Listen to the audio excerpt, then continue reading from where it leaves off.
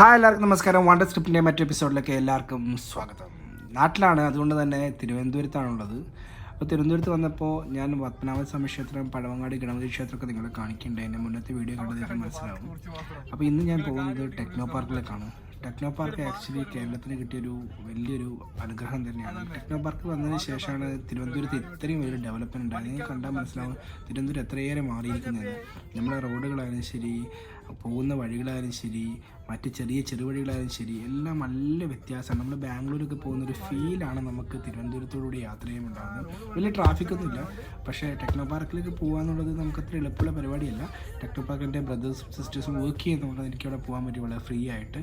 അപ്പോൾ ടെക്നോ പാർക്കിൻ്റെ ഉള്ളിലുള്ള വിശേഷങ്ങൾ നിങ്ങൾ നിർബന്ധമായി കാണണം. ഈ വീഡിയോ നിങ്ങൾ കണ്ടിന്യൂ ചെയ്ത് കണ്ടാൽ മാത്രമേ ടെക്നോ പാർക്കിലെ ചില കമ്പനീസുകൾ നിങ്ങൾക്ക് കാണാൻ പറ്റത്തുള്ളൂ.